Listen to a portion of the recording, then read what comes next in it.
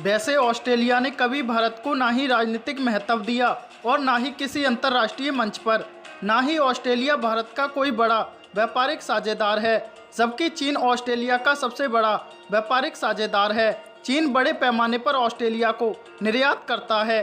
अब चीन और ऑस्ट्रेलिया की ये दोस्ती बीते कल की बात हो जाएगी, क्योंकि कोरोना की वजह से नाराज ऑस्ट्रेलिया और चीन के बीच दरार आ गई है और इस दरार को भरने का काम किया है भारत ने। ऑस्ट्रेलिया खुलकर चीन के विरोध में है, जिसकी वजह से चीन ऑस्ट्रेलिया पर कई आर्थिक प्रतिबंध भी लगा चुका है, मगर इसका सीधा फायदा भारत को हो रहा है। अब इसकी शुरुआत भी हो चुकी है। दरअसल कई सालों से चल रही वार्ता के बाद भारत और ऑस्ट्रेलिया के बीच लॉजिस्टिक सपोर्ट के लिए सैन्य बेसों का इस्तेमाल करने पर सहमति बन गई है।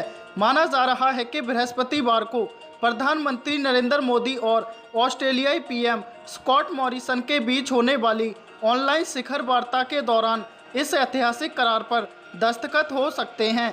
इस दौरान दोनों ही राष्ट्राध्यक्ष कोविड-19 से निपटने के उपायों पर भी चर्चा करेंगे। यकीनन ये चीन के लिए बहुत बड़ा झटका होगा।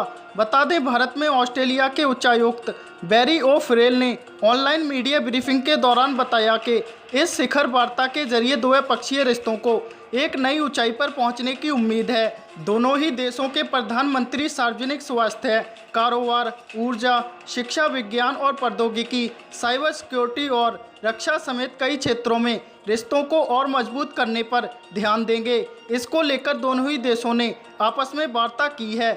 जाहिर है कि आपसी सहयोग के लिए लॉजिस्टिक सपोर्ट करार भी उनमें से एक है। इससे दोनों ही देशों के सैन्य बलों को ऑसी इंडेक्स जैसे जटिल सैन्य अभ्यासों का आयोजन करने में आसानी होगी।